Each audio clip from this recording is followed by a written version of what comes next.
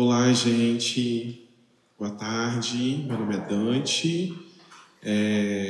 Sou um homem branco, de cabelos baixinhos, barba ruiva. Estou com uma camisa vermelha, uma calça verde e um tênis verde também. Obrigado pela participação de vocês. O Conselho Regional de Psicologia, CRP16, tem a satisfação de iniciar o evento Lançamento de Referências Técnicas para a Atuação de Psicólogas e Psicólogos no CRA-SUAS. Agradecemos a presença de cada participante nessa tarde e a audiência das pessoas que assistirão posteriormente, uma vez que toda atividade será gravada e ficará disponível no canal do CRP16, do YouTube, reforçando um acervo de materiais que contribui para a orientação e a formação profissional. Convidamos vocês a seguir as redes sociais do Conselho para acompanhar as publicações e divulgações das atividades. O evento de hoje é uma celebração ao 27 de agosto, Dia do Psicólogo, data em que foi assinada a Lei 4.119, que pela primeira vez em todo o mundo regulamentou a psicologia como uma profissão. Um marco tão importante que faz da data o Dia Nacional da Psicóloga e do Psicólogo. O CRP16 parabeniza cada uma das psicólogas e psicólogos que atuam na clínica, na escola, no trabalho, na justiça, no tráfego, nas políticas públicas e serviços de cuidado e garantia dos direitos humanos. O CRP16 também destaca que em 2025 a versão atual do Código de Ética Profissional da Psicóloga completa 20 anos. Mais do que uma resolução, nosso Código de Ética é um documento histórico, um compromisso com a vida, com o cuidado e com a justiça, fundamentado no respeito, dignidade humana e principalmente na responsabilidade social. Celebrando esses marcos importantes, essa atividade, que é proposta pelo CREPOP, Centro de Referência Técnica em Psicologia e Políticas Públicas, a Comissão de Políticas Públicas do CRP16, a Comissão de Psicologia e Assistência Social, e tem como objetivo discutir os desafios e perspectivas para a atuação nos Centros de Referência em Assistência Social, CRAS, bem como a transversalidade da temática com outras políticas públicas e campos da atuação, e sua realização aqui neste espaço reforça a política de interiorização das atividades do Conselho e de aproximação com a categoria profissional nas regiões do interior do Estado. Nesse ponto, eu queria destacar que as atividades de interiorização foi um pedido que a própria categoria fez, né, nos espaços democráticos que a gente tem, porque antes os eventos ficavam concentrados todos na região metropolitana, em Vitória, né, onde é a sede do CRP16. E nós aqui do interior, como que a gente vai, né? Pegar ônibus, isso, aquilo, né? Então, assim, a gente tem uma série de dificuldades. Então, também entendemos que precisamos trazer nomes de referência aqui para o interior também, e não somente fazer uma gravação em Vitória e deixar disponível, né? Essa é a nossa política que veio da própria categoria mesmo, né? Assim como tivemos outros eventos aqui em Santa Maria também. Além disso, o evento busca divulgar as referências técnicas para a atuação de psicólogas e psicólogos no CRA-SUAS, publicadas pelo CREPOP. Importante destacar que o CREPOP, criado em 2006, é uma iniciativa do Sistema Conselhos de Psicologia, do Conselho Federal e dos Conselhos Regionais. Ele tem o objetivo de promover a qualificação da atuação profissional de psicólogas que atuam nas diversas políticas públicas por meio de pesquisas, sistematização e divulgação das informações acerca da prática profissional da categoria. As ações do CREPOP impulsionam o desenvolvimento da psicologia enquanto ciência e profissão, rompendo os modelos tradicionais em busca de uma atuação mais crítica e sensível às questões sociais. Dilcineia, que é a nossa assessora do CREPOP, ela lembra sempre a gente que não é uma cartilha, né? É uma referência técnica. E importante a gente destacar que ela une a teoria junto com a prática. Todas as referências técnicas são realizadas pesquisas com profissionais que estão na ponta. Então, foi realizado pesquisas com as psicólogas que estão lá na ponta, que estão trabalhando no CRAS, no CREAS, nos serviços socioassistenciais, e junta mais com a galera que estuda, né, a teoria e produz esses documentos que são tão importantes para a gente no site do CRP16 e do Federal também. Tem todas as cartilhas, tudo de graça, só baixar. Tem referência técnica, população LGBT, povos tradicionais, indígena, cuidados paliativos, medida socioeducativa. Cuidados paliativos, eu acho que passou agora na última PAF, que eles vão fazer um estudo hospitalar, né? Então tem diversas, né? Então assim, é um material que a gente precisa ter debaixo do nosso braço e sempre revisitar esses materiais para que a gente possa usar eles como ferramenta e como instrumento da gente poder da nossa atuação, mas para mim, para a gente poder garantir, né? Não tirar as coisas da nossa cabeça, né? Assim, quando a gente vai pedir as coisas, às vezes, mas que a gente também fale, ó, aqui nesse documento, aqui no Código de Ética, aqui nessa resolução, está falando tudo isso, para a gente poder embasar mesmo, né? Se embasar melhor.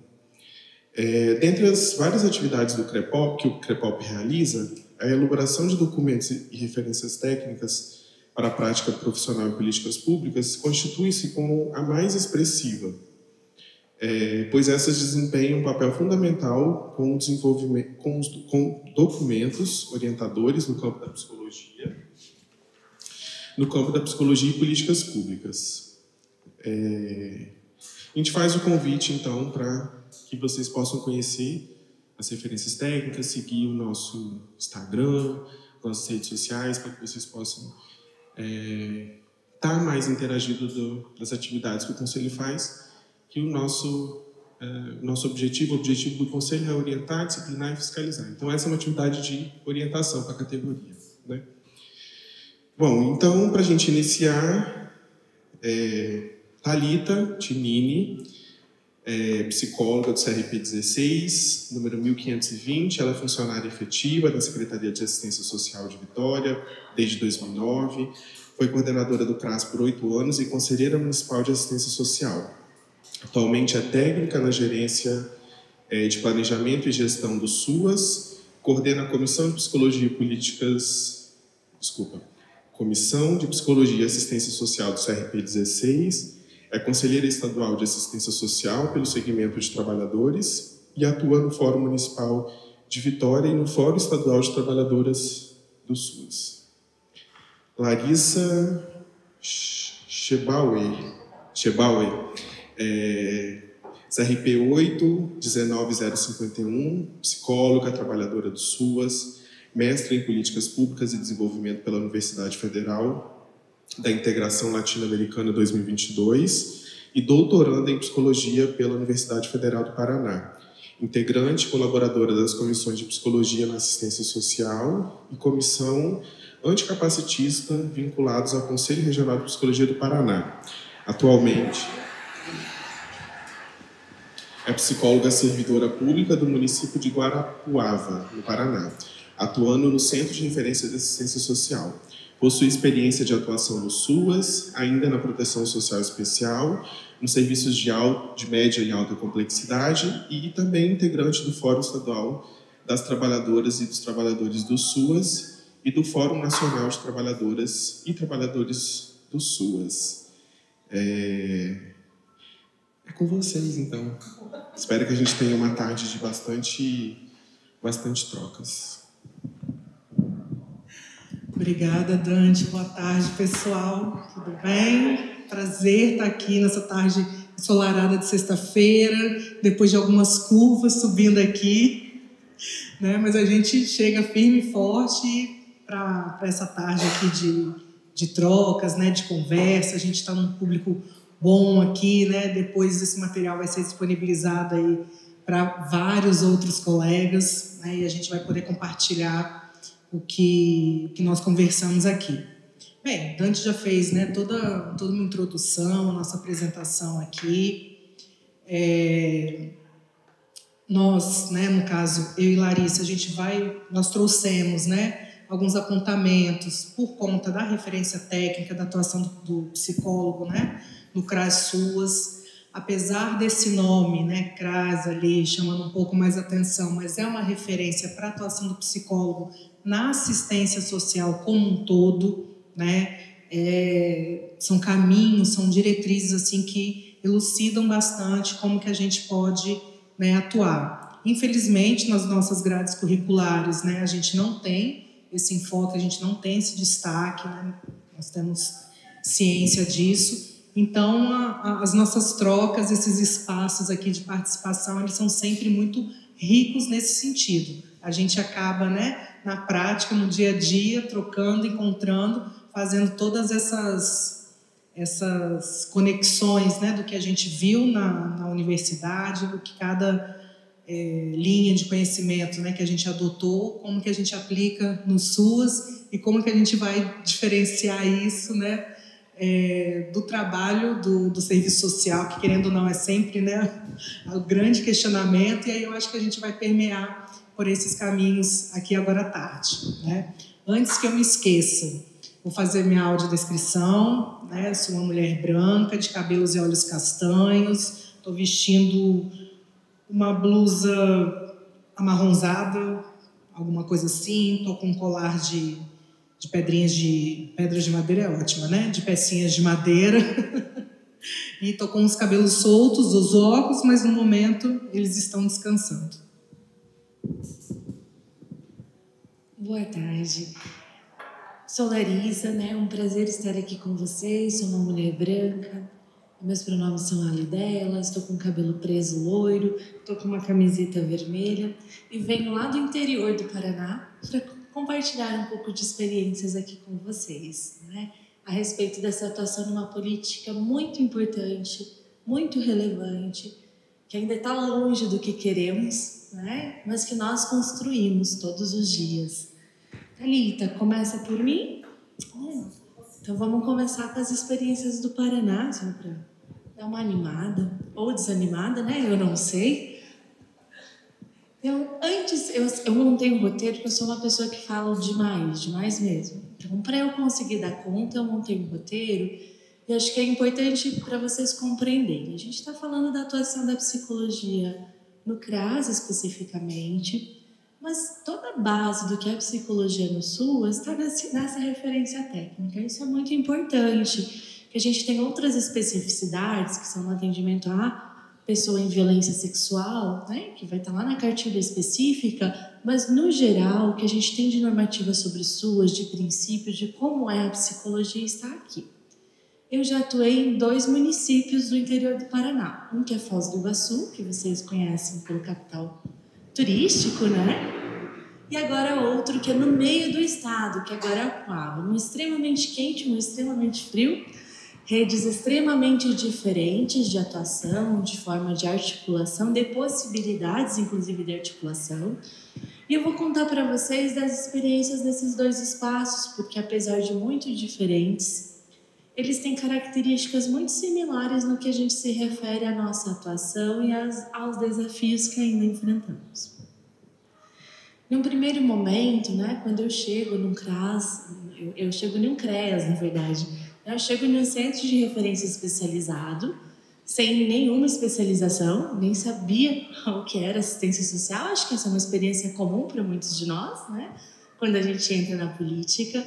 Eu chego nesse município em Foz do Iguaçu devido a uma ação do Ministério Público obrigando o município a contratar a equipe técnica. Havia, na época, 3 psicólogos no município de 300 mil habitantes. Então, entra eu e uma equipe gigantesca de psicólogos, assistentes sociais e educadores sociais, que era um cargo que ainda não existia, e nós vamos compor as equipes do SUAS que não existiam. Nós tínhamos na época 4 CRAS, 2 CREAS e todos os serviços de alta complexidade. Então, nós vamos ocupar esses espaços. Em Foz do Iguaçu, eu não tive a possibilidade de trabalhar no CRAS, mas quando trabalhadora do CREAS, a gente tem aquela articulação o tempo todo. Se vocês lembram, né, os serviços que a gente oferece de PAEF, eles são complementados pelos serviços de convivência e fortalecimento de vínculos. E nossas ações têm que ser pensadas nesses territórios. Então, a gente tinha essas trocas. Confesso aqui que, quando eu estava no CREAS, o que eu mais fazia era me queixar do CRAS, né? Poxa, era uma relação difícil, o CRAS não conhece as famílias, chega aqui não tem nenhum histórico de atendimento, o que a gente faz? Mora na frente do CRAS e o E o CRAS não conhece. Como é que deixou chegar nesse ponto? Cadê a prevenção? Cadê a promoção? E hoje, em outro espaço, eu ocupo esse espaço do CRAS e agora eu sinto na pele, né, o que eu julgava daquelas equipes e entendo desses... Agora talvez eu diga que entendo dos desafios em todos os níveis de complexidade, porque passei por todos. Hoje, atuando em Guarapuava, que é um município muito menor, tem menos de 180 mil habitantes, mas é um município de ampla área de extensão, de extenso, é o maior município do Paraná. Nós temos 4 CRAS, eu atuo no CRAS Vila Bela, e nós temos vinculado ao CRAS 9.000 famílias referenciadas. Nosso CRAS tem uma equipe volante, porque muita área do município é rural. Então, nós temos 2 equipes volantes no município e uma pertence ao nosso CRAS. Nossa equipe técnica, para vocês terem uma noção de que espaço eu falo e de que condição, é composta hoje por 2 assistentes sociais, uma coordenadora, eu psicóloga, uma pedagoga, uma atendente social e 2 que são atendentes sociais que fazem cadastro único.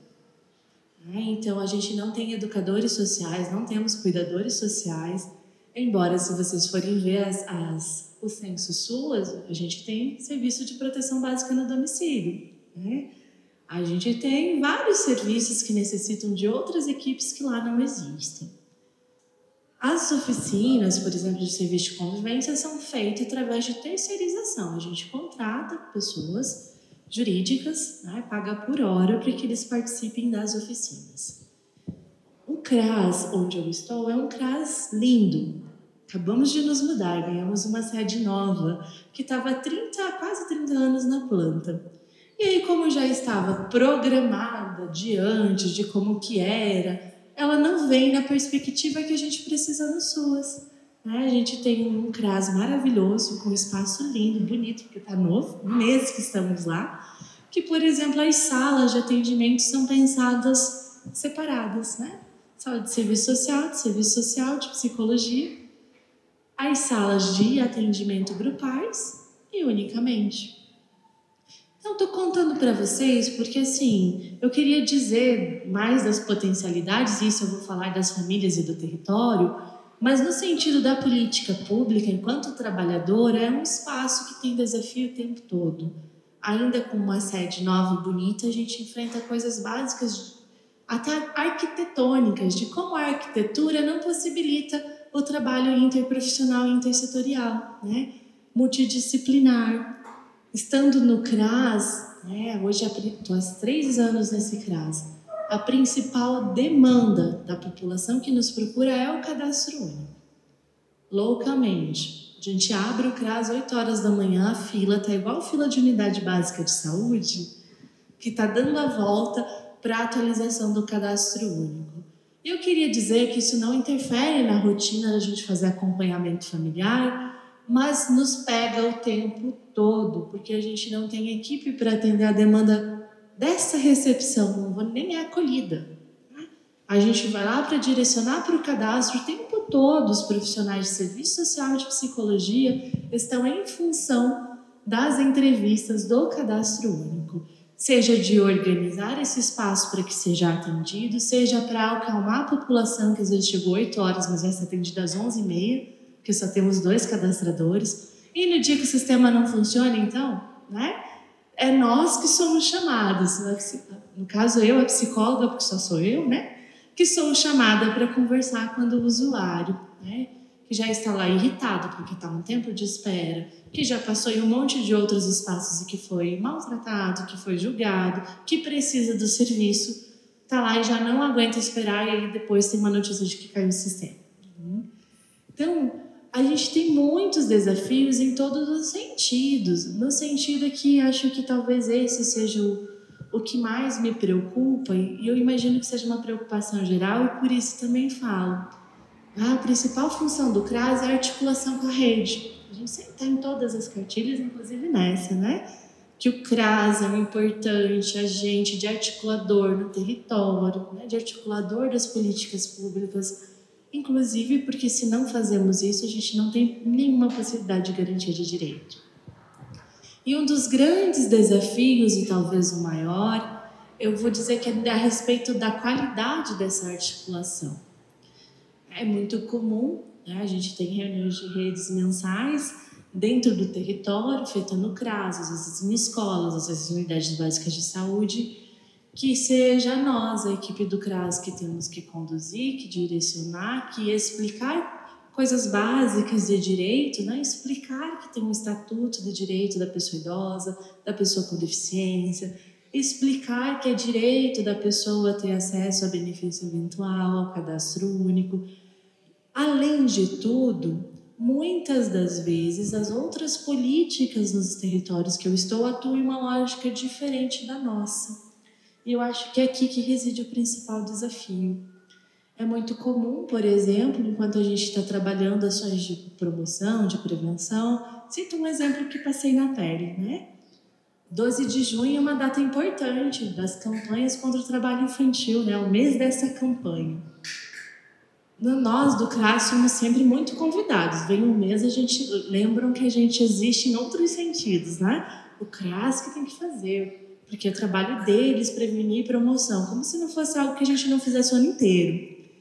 E é muito comum eles chamarem a gente para ir nos espaços escolares, conversar com os pais, com professores, com as crianças, para que elas aprendam a identificar, né, quando estão com seus direitos violados, para que a gente converse com os pais sobre essa cultura, né, porque é uma questão cultural do trabalho. E ao mesmo tempo que a gente faz essas ações, por exemplo, agora eu vou vivido na pele. Em 2022, enquanto eu fazia essas ações no município no dia 12 de junho, no dia 12 de junho, a nossa Secretaria de Educação postava lindamente nas suas redes sociais ações de empreendedorismo no Centro Municipal de Educação Infantil e todas as crianças vendendo bolinhos. Aí a gente pensando, poxa, com crianças de menos de 5 anos, né? No dia de combate ao trabalho infantil, a gente tem uma ação de uma secretaria importantíssima, divulgada amplamente nas redes sociais como empreendedorismo infantil. Temos isso também em todas as outras políticas, né? Eu cito essa porque eu acho que foi a que mais marcou, porque foi na data, mas acontece o tempo todo. Mas enquanto nós aqui estamos discutindo o direito da criança e do adolescente ao não trabalho, né? Explicando que o direito à educação é um direito da criança e do adolescente, não da família, a gente tem outras ações que vêm em outros vieses, como, por exemplo, também, sabemos que não damos conta, precisamos muito evoluir em proteção social, né? A gente não tem vaga suficiente nos centros municipais de educação infantil. A briga é o quê? A gente precisa de mais centros municipais de educação infantil. E como se resolve essa problemática? O nosso município cria uma resolução indicando prioridades. E quais são as prioridades? Retirando aquelas crianças que estão em situação de acolhimento familiar, né, e abrigo institucional, que é a prioridade absoluta, a segunda prioridade para a criança ter acesso são pais e mães que trabalham. Então a gente está voltando naquela lógica de creche, né, de que o direito da família não é da criança à educação. E ao mesmo tempo que a gente está ali tentando empurrar a poeira para debaixo do tapete e transformar o mundo, as outras políticas estão novamente trazendo outros vieses que afetam toda a nossa lógica de trabalho e de cuidado na proteção social. Ao mesmo tempo que estamos lá discutindo a inclusão da pessoa com deficiência, ali no Paraná a gente tem um movimento diverso, que é de levar todas as pessoas com deficiência novamente para as escolas exclusivas, que lá é o espaço de serviços de convivência, de saúde, de educação, no modelo, inclusive, de instituição total, que já é, né? Essa escola, esse modelo escolar sempre foi assim. Mas hoje a gente tem uma discussão para esse retorno, que lá é o espaço da pessoa com deficiência, principalmente deficiência intelectual. Então, nós, no CRAS, temos muitos desafios. E a articulação com rede, que é o fundamental e mais importante, talvez seja um dos mais desafiadores. Porque ao mesmo tempo que a gente está conversando sobre a política, tentando garantir direito, tentando de fato articular, nós precisamos também formar e orientar quem participa da rede. Fazê-los perceber essas contradições Se é um direito da criança à educação infantil, por que a gente está vinculando aos pais ou mãe trabalharem? Mas, se a gente vincula ao pai ou mãe, né, os responsáveis ter acesso ao mercado de trabalho, a gente não está mantendo necessariamente a exclusão de várias outras famílias que, por não ter esse espaço de onde deixar as crianças, né, que elas sejam educadas, a educação infantil, elas também não vão conseguir trabalho, porque a grande maioria das nossas famílias, e acho que seja a realidade aqui, elas não têm rede de apoio. A rede de apoio é a rede de proteção social de políticas públicas. E se a gente fecha a porta do SEMEI para que seja para o pai e mãe trabalhadora, necessariamente a gente está fechando a porta de garantia de direito à educação às crianças desses pais e mães que estão nesse momento desempregados ou que trabalham de forma informal, porque não conseguem comprovar trabalho. Também temos os vários desafios que eu digo que é da articulação, que são aqueles que não estão vinculados à nossa política, mas que chegam o tempo todo para nós. Eu acho que a relação com o judiciário é muito mais preemente quando a gente está na área especial, mas tem alguns espaços que é na básica que eles cobrem. Qualquer município pequeno, às vezes não tem CREAS. Vai para onde? Vem para a gente do CRAS. Né? Precisa de perícia, psicólogo do CRAS. Avaliação psicológica, psicólogo do CRAS. Acompanhamento se o curador está desempenhando adequadamente sua curatela. Vai para o CRAS. Todas as funções que não são nossas, que sabemos que não são nossas, que não queremos que sejam nossas, porque para nós o vínculo que construímos com a família é de fundamental relevância para qualquer possibilidade de atuação e que quando nos vêm cismando, nos afetam, né? Nos afetam enquanto trabalhador pela sobrecarga de funções que não são nossas, mas também nos afetam pela impossibilidade de manutenção do vínculo que é necessário para a nossa atuação. Isso acontece direto e eu queria dizer que falta conhecimento do judiciário, mas a gente já tem percebido que não, né? Que algumas vezes é proposital. No geral, nos municípios que eu atuei, não vinha diretamente ao meu nome, né? Vinha à Secretaria de Assistência que decidia, portanto, encaminhar para a gente, porque até hoje eu não vi, não sei vocês, mas não vi nenhum secretário ou secretária ter e dizer não vou fazer. Não é função da política, né? Mas também conheço muitos trabalhadores que vinha nominal, né? A psicóloga tal fazer avaliação, aplicar teste VISC, isso eu lembro, no prazo de 5 dias, caso contrário, poderá responder por improbidade administrativa.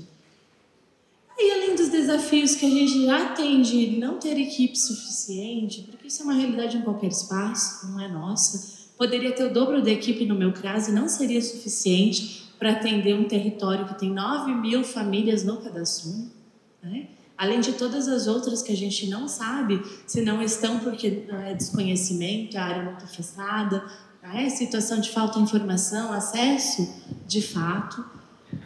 Além de tudo isso, ainda temos que realizar ações que não nos competem, né? Por decisões que também não são nossas. E que a gente briga o tempo todo, a gente fundamenta essas respostas, mas ainda que, por exemplo, eu não faça perícia, eu gasto o meu tempo de trabalho fazendo um relatório para explicar que eu não faço perícia. E esse tempo é extremamente valioso, por exemplo, para um atendimento a qualquer cidadão que chega num momento de crise, de choro.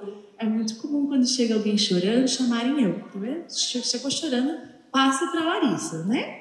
Muito comum ainda. No começo eu me incomodava muito. Falei, poxa, né? Mas hoje eu já peguei. Mas é muito comum. O cidadão chega fragilizado, inclusive depois de procurar outros serviços que não tem acesso. Procurar, por exemplo, precisa de uma medicação de alto custo. Vai na unidade básica de saúde, não tem, não é do bancado pelo município, pelo estado. E o trabalhador da unidade de saúde, em vez de fazer o que a gente faz, opa, o município não compra, o estado não compra, o senhor precisa ir no Ministério Público, ele faz o que? Vai lá no CRAS, ver se o CRAS não tem. Né? Acontece muito, chega lá com um post-it, verificar se o CRAS não consegue dinheiro para receita.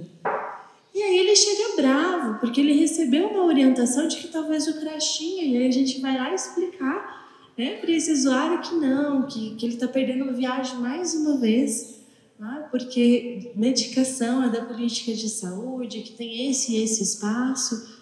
Então, a gente tem todos esses desafios que estão todos os dias batendo a nossa porta. A gente nem precisa procurar. Mas os desafios de estar no território, quando, por exemplo, hoje eu estou num caso que a gente tem um carro próprio e um motorista, muito importante. Temos, né? Tá chique. Achei chique esse aqui, olha que coisa linda, né? Tô aqui, fiquei com inveja. Tá chique. Temos um motorista nosso e um carro, muito relevante. No total, nós somos quase 12 trabalhadores, né? Para 9.000 famílias. Mas, como eu contei, nossa extensão territorial é gigantesca. Se eu vou, né, visitar uma família em um canto da cidade até o outro canto do território, em uma tarde eu fiz 2 visitas. É isso. Eu fiz muito. E aí a gente se divide, a gente faz uma agenda do carro, né? Tem um dia da semana que é meu, tem um dia para cada assistente social e tem um dia que a gente deixa o carro vazio, que é para entrega de benefícios eventuais, que lá a gente leva para a população. Nós levamos, em Foz do Iguaçu era diferente, a população saía do CRAS com o benefício, né? Nós tínhamos a cesta básica de alimentos, o carro tem cartão Comida Boa, conhecem? É do governo do Paraná. Também temos esse benefício que é um cartão que a pessoa pode gastar do mercado. Em Guarapuava a gente leva, porque é muito comum, né? Temos uma situação no município que não é um dos mais pobres do Paraná, de fato o IDH tem um nível bom em índices, vamos conversar bem sério, porque é índice, né?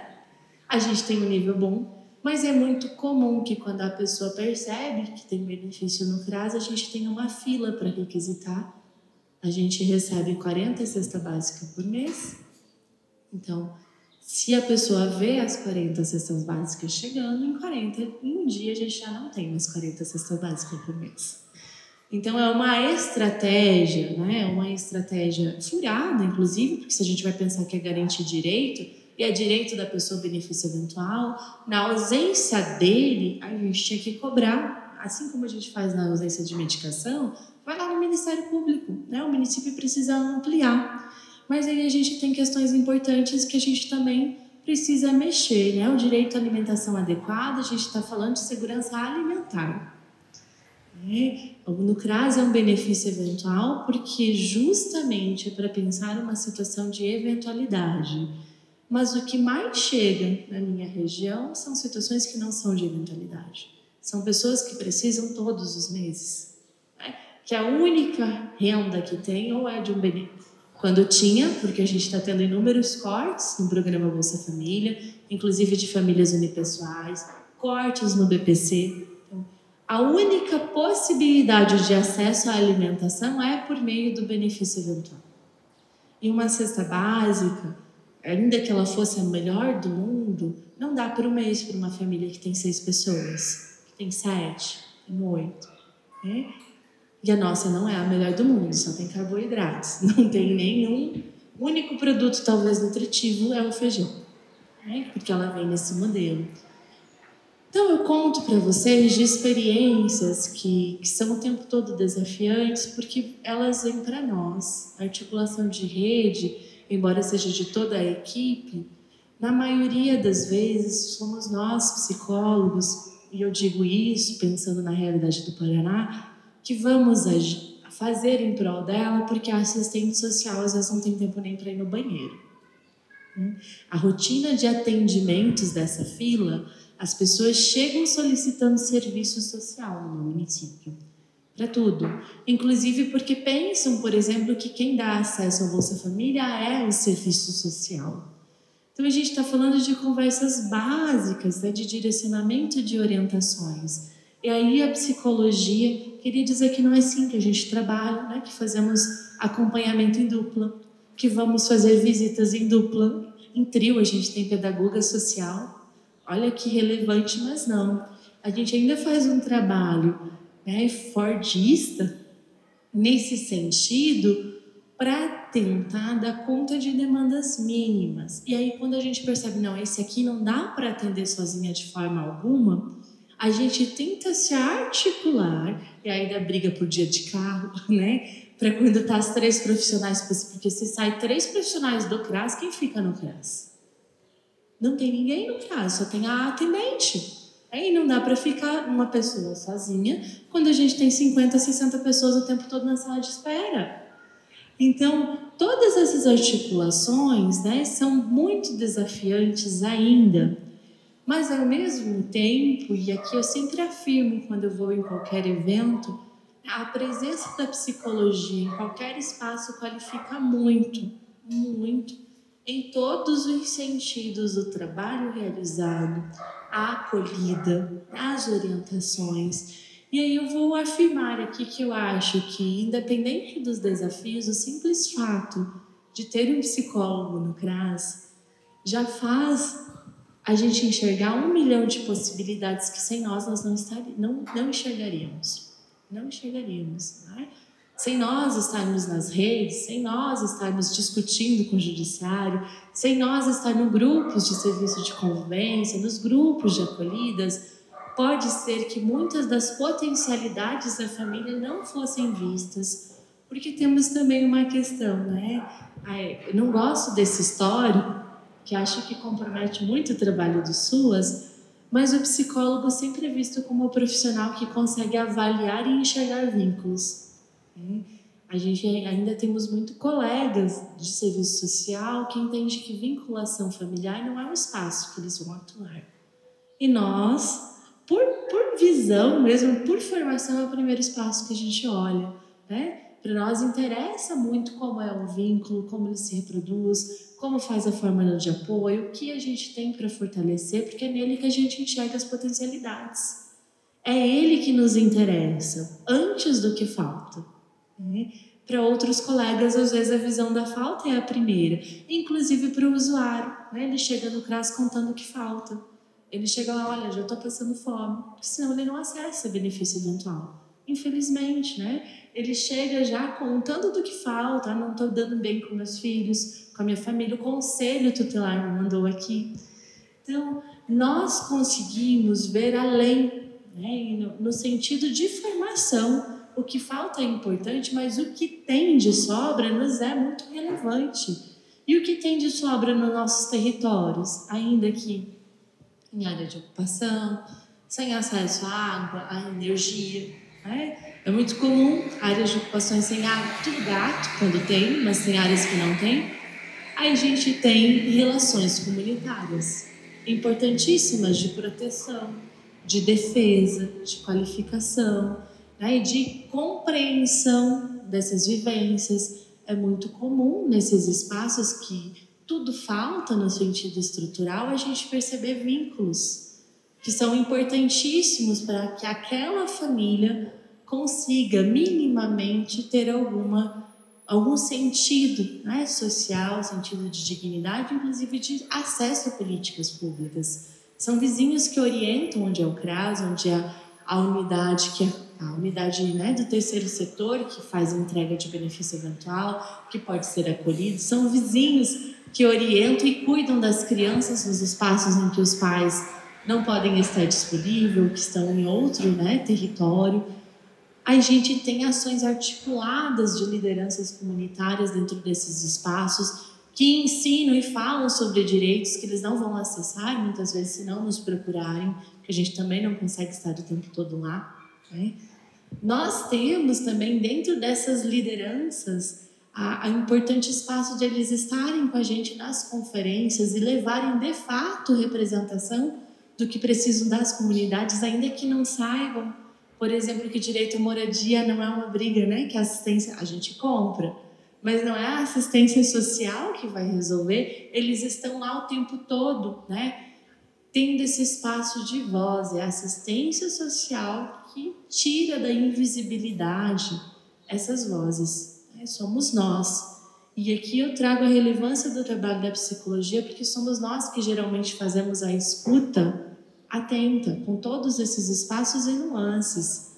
Eu falei de serviço social, acho que talvez seja uma realidade muito de lá. Elas atendem com a maior qualidade possível, Mas se acontecer de a pessoa precisar ficar 1 hora, 2 contando, elas não têm essa possibilidade porque tem uma fila de espera por atendimento e aí elas vão pedir para a pessoa voltar outro dia. E nesse volta outro dia pode ser que ela não volte porque era o momento de ela contar sobre uma situação de sua intimidade, de sua privacidade ou de vulnerabilidade que ela buscou no CRAS. Então, né, a gente qualifica a equipe, inclusive nos sentidos de relações de trabalho. Né? Nosso trabalho tende a ser colaborativo, não competitivo. Inclusive, nesse sentido, é relevante que a gente ocupe espaços de gestão do SUAS, de gestão de qualquer política pública, na verdade, mas que a gente também ocupe esses espaços. Tá? O trabalho colaborativo é essencial para a intersetorialidade.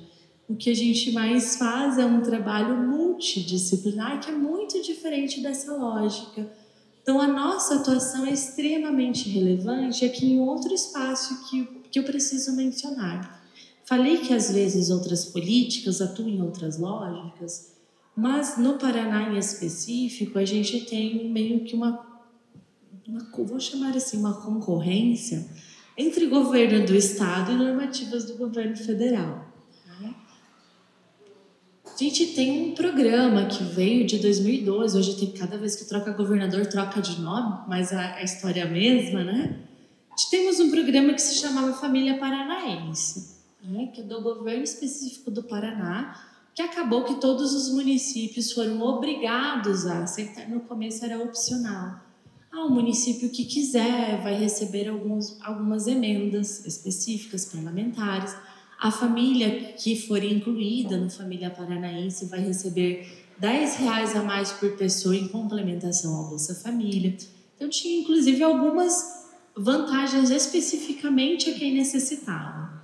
Aí, em 2016, passou obrigatório. Então, o município que não assume para de receber verba do Estado do Paraná. O problema nem é isso. O problema é que o programa em si é exatamente o que a gente tem que fazer. É o PAIF. Toda normativa é de PAIF, toda lógica é de PAIF, o princípio é do PAIF. A diferença é que a gente tem um sistema informatizado que a gente precisa alimentá-lo, né? Só que por que eu digo que concorre? Porque quando a pessoa aceita, a família aceita fazer parte desse programa que hoje se chama Nossa Agente Paraná, ela precisa assinar uma documentação e a documentação faz parecer que o que a gente está fazendo é uma ação do Estado. Né? Eu assino que eu estou participando do Nosso Agente Paraná. Não é mais PAIF no nome. Né? Mas as ações são todas as mesmas, com o mesmo orçamento, que continua sendo orçamento federal. Nós somos pagos pelo mesmo, mas duplicamos sistemas para informação. E aí o tempo todo a gente está assim, e a família nisso fica perdida. Fica totalmente perdida. E isso é muito problemático, porque já temos uma desinformação geral, sobre como se acessa a Bolsa Família, sobre cortes no BPC, porque é muito comum também acharem que nós, o técnico do CRAS, que cortou o benefício, é muito comum irem atualizar o cadastro único e no mês seguinte não ter o benefício. E aí foi o quê? Oxi, né? A mulher lá que me atendeu no CRAS que cortou meu benefício. E é muito difícil explicar para quem precisa, né? Que não faz nem diferença se foi nós ou se não foi, né? Mas é muito difícil, inclusive, manter vinculação uma vez que a pessoa frequenta o CRAS e tem um corte de um benefício que era essencial para a sobrevivência. Mas, né, na região que eu atuo, a maioria do benefício vai para pagamento de moradia. A gente tem uma defasagem gigante habitacional no Brasil, isso não é diferente dos municípios pequenos, e a gente não tem atuação. Então, aquilo é para manter um teto sobre a cabeça, não é alimentação. Não é qualquer outra coisa, né, que a gente pudesse falar de dignidade. Então, nesse sentido, temos muitas dificuldades dessas concorrências de querer levar nome na política que é nacional, que está instituída. E mais, né, o tempo nosso gasto preenchendo vários sistemas para fazer a mesma coisa, sem nada de diferencial. Mas temos também uma outra questão específica do Paraná, que além de ser essa concorrência, a gente tem ações que deveriam estar vinculadas a outra política e que jogam na assistência social. Por exemplo, bem bacana, né? Tivemos um programa desse nosso agente que era a Caixa d'Água Boa. A oportunidade de várias famílias que não tinham, né, acesso à caixa d'água receber a caixa de água e R$1.000 para a instalação da caixa d'água. Para quem sobrou fazer tudo isso? Para o CRAS. Né? O CRAS tinha que encontrar as famílias, selecionar a família, indicar a família, criar o plano de acompanhamento familiar. Se ela vai receber a caixa de água e R$1.000, ela tem que estar em acompanhamento. Né? Acompanhar os técnicos da Sanepar, a Sanepar é a nossa empresa de água, né, paranaense, para verificar se é possível uma instalação. E a gente está pensando, poxa, mas muito bacana, porque de fato vai vir caixa de água para quem precisa. E quem mais do que a gente conhece quem precisa? Né? É relevantíssimo. Aí ela vem com toda essa pegada, a gente encontra as famílias, tem para todo mundo. E aí, na hora de implementar, mas não pode ser casa em área de ocupação. Já saiu metade das famílias que a gente selecionou. Mas podia ser aluguel. Na hora que está vindo a caixa de casa alugada, não pode mais. E aí, né, todo retrabalho, mas eu queria dizer que é um retrabalho que, mas as expectativas que a gente causou nas famílias, a gente faz o quê com isso? Olha o quanto é violento pensar nesse sentido, né? Além de sobrecarregar a equipe para um serviço que não seria seu, a gente criou inúmeras expectativas e de repente a gente muda a regra. Né? E aí meu CRAS tinha 20 caixas d'água. No começo a gente pensou, meu Deus, precisávamos de 300. Quando mudou todas essas regras, a gente quase não teve população para as 20 caixas d'água. Teve 2 caixas d'água sobrando. A gente não tinha. Agora veio um outro, por exemplo, super bacana. A gente ainda tem a possibilidade de aceitar ou não, né? E esse é o risco quando a gente faz políticas importantes, mas elas precisam estar vinculadas a quem de fato tem de competência, né? Agora veio um outro programa que e olha como é feio até eu dizer isso, porque a gente precisava estar defendendo direito, e defender direito implicaria a gente aceitar e arriscar para que a família não perdesse. Mas está vindo um outro programa que se chama Banheiro Nosso Paraná, que é para a instalação de um banheiro completo nas residências das pessoas que não têm. Esse já veio com negócio assim, pode ser em área de ocupação, desde que não seja a área de proteção ambiental. Aí fomos fazer, só se fomos fazer um levantamento. Todas as áreas de ocupação são em proteção ambiental. E aí, como que a gente faz? E essa podia ser em casa alugada, era tranquilo, porque é um banheiro que pode ser levado, caso a família mude. Eu não entendi ainda, que eu não vi, né? Mas é um protótipo de um banheiro, que o governo do Paraná instalou, que se a família mudar, ela pode levar o banheiro junto. Né? Pode ser casa alugada. Só que, no geral, as casas alugadas, elas têm banheiro. E um dos critérios seja para a família que não tem acesso a banheiro. E onde estão as famílias que não têm acesso a banheiro? Em áreas de ocupação. E no meu município, todas as áreas de ocupação são áreas de proteção ambiental, são áreas verdes. As que não são áreas verdes são propriedades privadas. E aí, por regra, não pode, né? A gente não pode pôr um banheiro em área que pode correr risco de desocupação a qualquer momento, porque tem ação judicial. Então, a gente, enquanto estamos podendo, estávamos até discutindo isso, decidiu que esse é um programa que nós não vamos fazer no município. Mas daqui 1 ano ou 2 anos, ano que vem, ano de campanha, aqui eu falando plenamente para o YouTube, né? Provavelmente a gente será obrigado. E aí? Vamos novamente criar expectativas nas famílias de que elas vão ter um banheiro. Né? E aí, de repente, vão mudar outras regras, porque a gente conhece, né? Vai acontecer de que algum município que já implantou deu algo errado e vira regra para os outros que ainda não fizeram.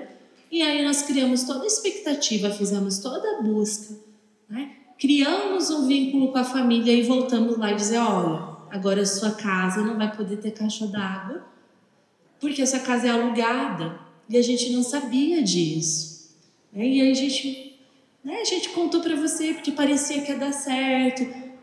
Então é extremamente complicado quando a gente faz essas jogadas. Até pouco tempo atrás, no Paraná, a Secretaria de Assistência Social era outra, se chamava SEJUF. Secretaria de Justiça, Família e Assistência Social. A gente junta 3 coisas numa só, como se fossem iguais. Eu acho que o E-Assistência Social é importante para dizer em que espaço a gente coloca a assistência, né? A Justiça é primeiro, e aí a gente faz, de novo, essa confusão de que o trabalho nosso é policiar famílias, porque se a gente está pondo na Secretaria de Justiça, é isso que fica na lógica, inclusive pelo tipo de publicidade que se faz. Hoje não, hoje é Secretaria de Assistência Social, Direitos Humanos e alguma coisa, nem lembro o que é. A gente mudou, mas o tempo todo tem essas concorrências de não ter uma secretaria específica, da gente juntar com outras demandas que vêm na outra lógica. Falei de justiça, mas o que é uma secretaria da família? Será que a gente não está pensando em uma lógica moralista? Qual é o sentido de família para o Estado? Para a gente pôr secretaria das famílias, justiça e famílias. E a gente tem princípios, direcionamentos muito específicos da política que já não são utilizados por outros, né, que deveriam ser todos assim combinadinhos. Se o nosso foco é prevenir trabalho infantil, não tem ações de empreendedorismo nos ICMEIs. A gente não leva a criança para trabalhar, adolescente principalmente, para trabalhar nos eventos de turismo. Muito comum nos grandes eventos de turismo, ter criança e adolescente trabalhando nos estandes. Todo município precisa falar uma mesma língua. Caso contrário, o trabalho do CRAS, que já é dificílimo por natureza, vai parecer fazer de conta, porque enquanto eu estou lá na escola conversando com 400 crianças e pais sobre trabalho infantil, na mesma data tem uma outra secretaria fazendo ações de crianças de menos de 5 anos vendendo bolo e divulgando como empreendedorismo infantil. Então temos todas essas incongruências em todos esses espaços, e eu falei que eu falo muito, então já acumulando para dar um encerramento, falei também dessas potencialidades, e eu repito, acho que o fato do ter psicólogo no CRAS, no CREAS, uma unidade de saúde, já muda todo o direcionamento e o olhar que a gente tem para quem nos procura. Mas também quero apontar uma outra situação problemática que a gente tem falado muito nesse último ano, talvez nos últimos 2 anos, mas que sempre existiu também no trabalho, na assistência social, que são as questões que envolvem assédio moral. Hoje a gente dá esse nome, vem com esse peso, mas é muito provável que todos nós já vivenciamos e talvez nem tínhamos percebido o quanto nos violenta enquanto trabalhadores. Às vezes não é direto do nosso coordenador, do nosso colega de trabalho, às vezes é indireto.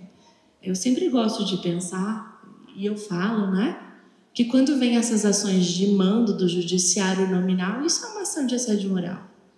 Ele vem com o seu nome, o que você tem que fazer no prazo, com a técnica que tem que utilizar. Inclusive, tive uma colega que uma vez recebeu dizendo que se ela não cumprisse em 24 horas, ela receberia multa.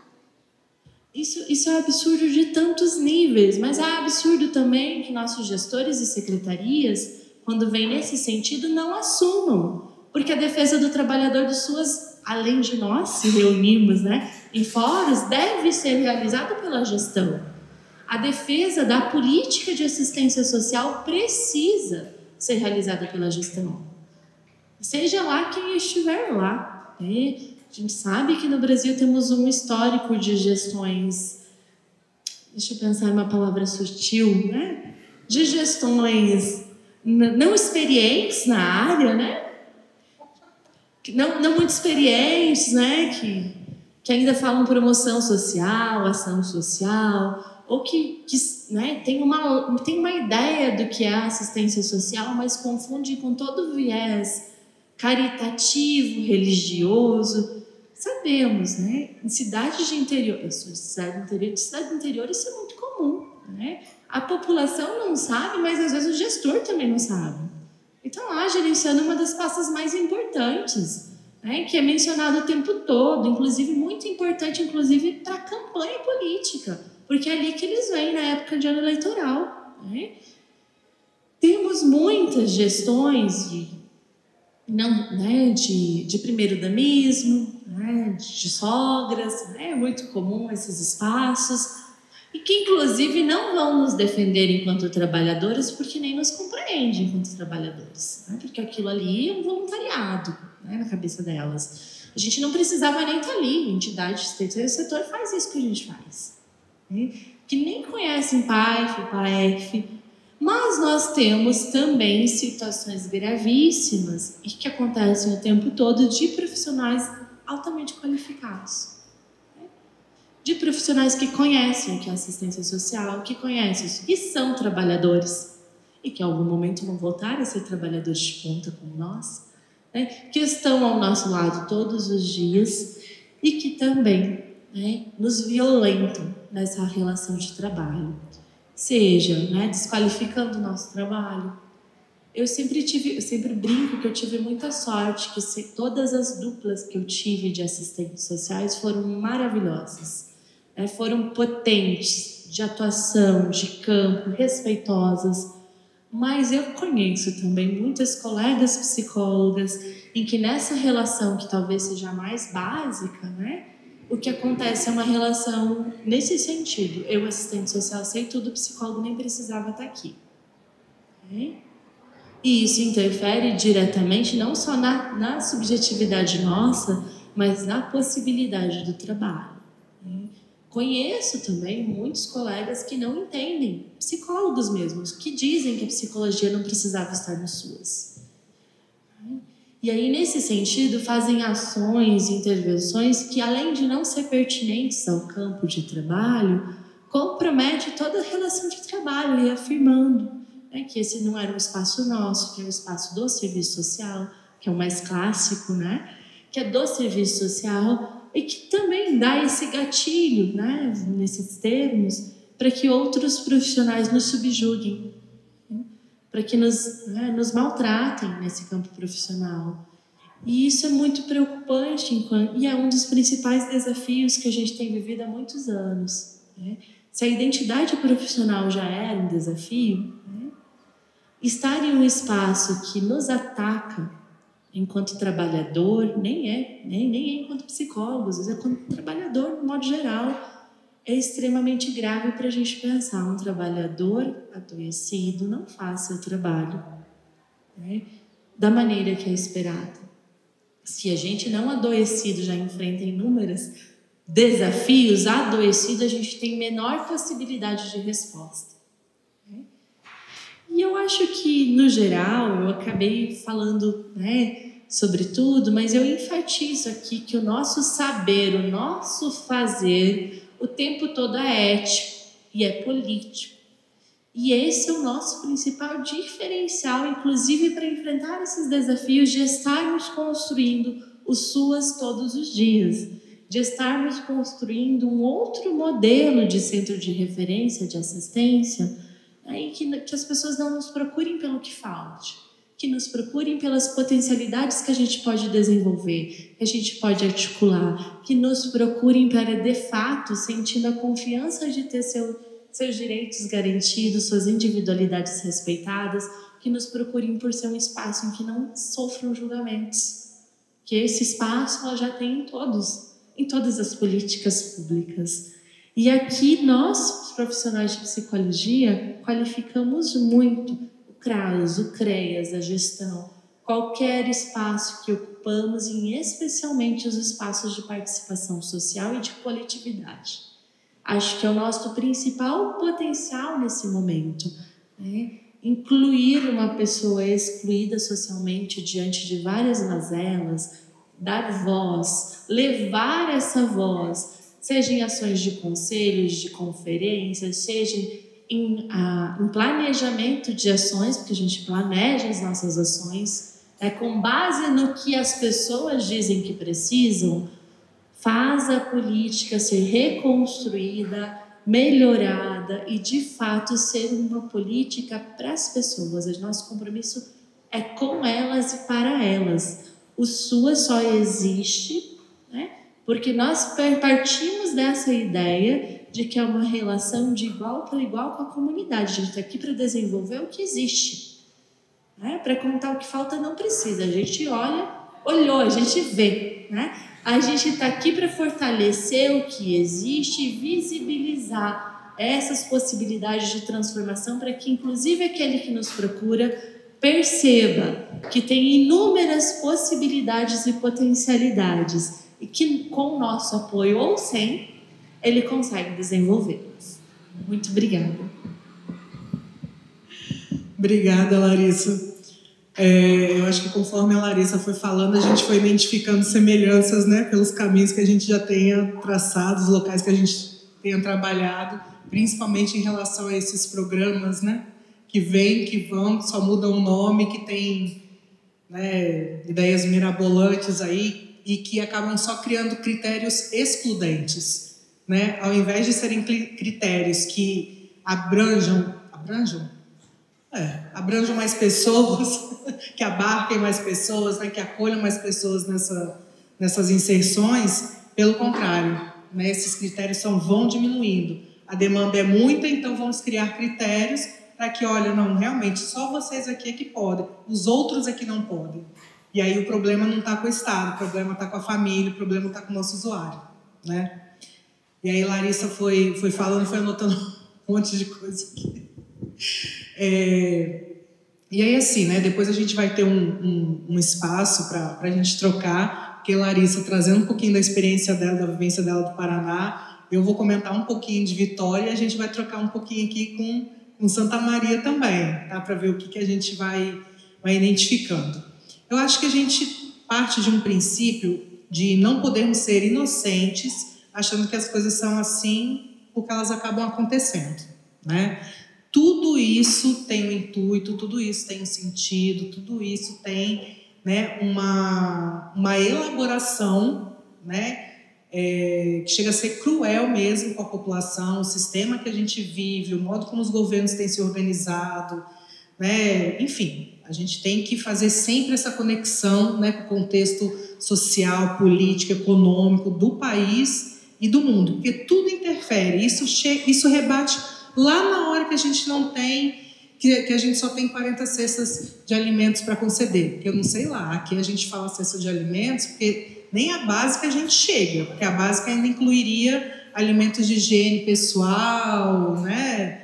Enfim, então a gente ainda se corrige em Vitória, cesta de alimentos, porque nem nessa amplitude, né, de itens ali, dessa variedade a gente teria. Então, esse contexto, ele rebate nisso, né? E quando a gente está no poder público, né, quando a gente executa uma política pública, a gente fica muito à mercê de quem está nessa gestão.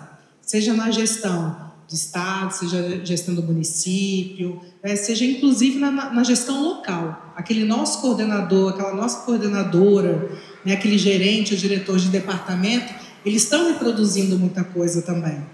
Né? Quando a gente questiona que a gente não tem o benefício eventual, né? Fala, olha, estão indo embora 100 pessoas e a gente só está atendendo 20. Cadastro único, que é porta de entrada para vários programas sociais. A gente tem um entrevistador, 2 entrevistadores.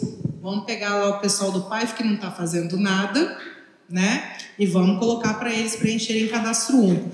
Então, assim, muitas vezes acabam surgindo situações de que nós, trabalhadores, a gente fica quase num lado oposto do que é a comunidade, do que é o território.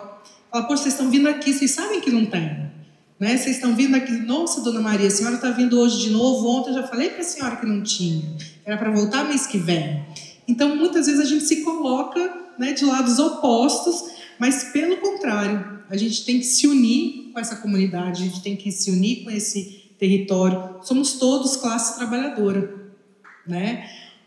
Aí, né, quem estuda mais sabe, né, os detentores, né, dos modos de produção, eles estão em outro patamar. Aqui a gente trabalha para pagar conta, a família que a gente atende trabalha para pagar conta. Aqui, a hora que um namorado fala mais alto com a gente ou nos agride, a gente está no mesmo lugar daquela família que acabou de sair daqui e a gente caminhou para o CREAS. Né? Então, essas vivências, elas são idênticas, é que naquele momento a gente está em situações diferentes. Então, quando a gente está, né, nesse lugar diferente, de profissional do SUAS e fazendo um recorte para o psicólogo em si, né, a gente tem que ter, primeiro, assim, como referência, o nosso código de ética. Ali ele dá todo um traçado para a gente falar, olha, andem nesse caminho que vocês vão andar bem. Né? Segue por aqui, na hora que fala, né, para a gente não assumir funções que a gente não tenha capacidade técnica para assumir. Ai, porque eu caí de gaiato no SUS? Coleguinha, aí hoje eu estou meio brava, estou meio irritada. Coleguinha, vem cá, você se inscreveu no processo seletivo, né? Olha só que legal, lá tinha o nome de onde você ia ser contratado para trabalhar? Tinha, né? Nunca trabalhei na vida, formei agora, acabei de sair da faculdade, estou lá com o meu empréstimo estudantil para pagar, eu tenho que trabalhar, eu tenho que cuidar das minhas contas, sem problemas. Joga no Google, tira lá meia horinha que você investe no Instagram, né, ou então no TikTok, procura lá Conselho Federal de Psicologia, Conselho Regional de Psicologia, o que é o SUAS, MDS, o que é Política Nacional de Assistência, desde quando você vem, para onde você está indo. Pega as normativas básicas, né? E isso fala também do nosso posicionamento enquanto profissional. A gente tem que ser proativo para a gente se qualificar. A qualificação não pode só vir do outro. As coisas têm que fazer sentido e ganhar sentido a partir do nosso posicionamento profissional, da nossa atuação profissional. Então, às vezes, sabe, quando você ouve um negócio, dá aquele cutucão assim no tímpano, mas eu não sabia. Então, procura saber um pouquinho, né? Quando a gente vai viajar, né? A gente vai para um lugar, a Larissa vindo lá do sul do país, né? Ela pesquisou sobre Vitória, ela pesquisou sobre Santa Maria, ela pesquisou sobre Vila Velha, ela traçou o mínimo de um plano aqui para ela nos conhecer pessoalmente. Então, cara, é o mínimo que a gente tem que fazer em respeito à profissão que a gente escolheu, né, ao juramento que a gente fez, é um código de ética que rege o nosso trabalho. E aí, né, depois aí do nosso código de ética, a gente vai indo para as normativas mais direcionadas para esse campo que a gente está indo atuar. Seja no SUS, seja no SUAS, seja, né, com trabalho com os testes, seja onde for. Mas quando a gente vem para a política pública, é muito comum, se não for quase 100% das vezes, que programas e serviços são criados e depois que vem as regulamentações deles, as normativas, né? Não à toa veio a política nacional primeiro, a lei orgânica primeiro, depois a política nacional, depois veio a tipificação, depois os documentos foram vindo. E a gente tem que ficar se atualizando mesmo para a gente, né, não destoar de tudo isso. E aí, quando a gente vem para o SUAS, né, quando o psicólogo vem para o SUAS, que se torna obrigatório nas equipes de referência, né, a gente fala assim, o que eu vou fazer? Serviço social, o que você faz? Eu faço visita. E será que eu posso fazer visita, então? Serviço social, o que você faz? Eu concedo benefício. Será que eu posso conceder benefício, então? Né? Então, assim, quando a gente olha para o SUAS, sim, as atribuições são iguais. Tá? Se você estava achando esquisito, mas é isso mesmo. Só que as visitas que nós vamos fazer, eu vou fazer leituras e o serviço social vai fazer outras leituras. A atividade coletiva que nós vamos desenvolver com as famílias, o psicólogo vai ali, desde o planejamento, desde o objetivo daquela atividade, ele vai dar o tom da profissão, de todas aquelas matérias que a gente fez, dos estágios que a gente participou, para dar o tom ali. Então, sim, atribuições são iguais. Agora, o modo como nós vamos fazer, o modo como nós vamos ler tudo aquilo que aparecer, aí só a gente que vai ter. O serviço social vai ter o dele, o TO vai ter o dele, o direito vai ter o dele, né? Porque quando a gente olha lá para a NOB RH, tem lá, né, todas as profissões, né, de nível superior que podem atuar no SUAS. A gente sabe que isso precisa ser revisto e tudo mais, tomara que venham aí algumas atualizações, mas todos eles podem executar o trabalho social com famílias e agora estão acrescentando território, né? Trabalho social com famílias e território. Então, assim, todos aqueles profissionais de nível superior podem executar essas mesmas atividades que a gente mencionou aqui. É que cada um vai estar lá com o seu olhar.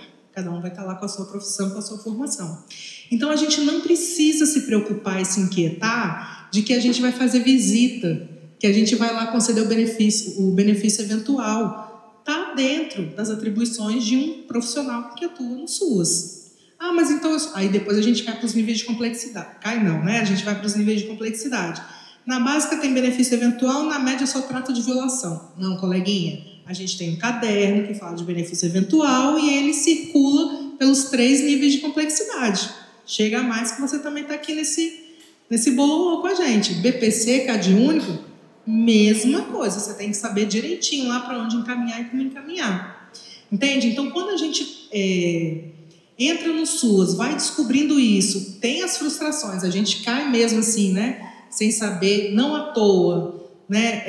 Os fóruns de trabalhadores, os conselhos nacionais, os federais, a Secretaria Nacional de Assistência, o CNAS tem trazido muito material assim, né? De orientação, notas técnicas que a gente tem, os materiais que o Dante mencionou no início, né? As produções do CREPOP, elas estão vindo para nos orientar e para nos embasar nisso tudo, né? Não se preocupa não que o caminho tá vindo por aqui. E aí, quando a gente fala do trabalho social com famílias, né, e Larissa trouxe bem assim, as dificuldades, os desafios, né, elas já estão postas, são elas que chegam primeiro para a gente. E a gente que tem que, ali, não vou nem chamar de entrelinhas, né, naquela situação toda ali, se a gente abraçar e chorar junto, né, pode até chorar às vezes, porque depois que a gente termina, ou até durante um atendimento, né? Nossa, tá, mas vamos lá, vamos junto. E aí a gente vai desbravar os caminhos mesmo. E aí como que a gente desbrava esses caminhos? Materializando o encaminhamento, que não é aquele só papel, não é o cartorial. Eu gosto dessa palavra, não é cartorial. Porque aí no cartório você vai lá, né, bate carimbo lá, assina os negócios, paga e tá lá. Mas o encaminhamento cartorial, porque meu filho perdeu o documento. Toma, vai lá e tira o documento. Essa semana eu participei de uma live com a Zapaz. Tinha um psicólogo pesquisador lá também, o Wagner.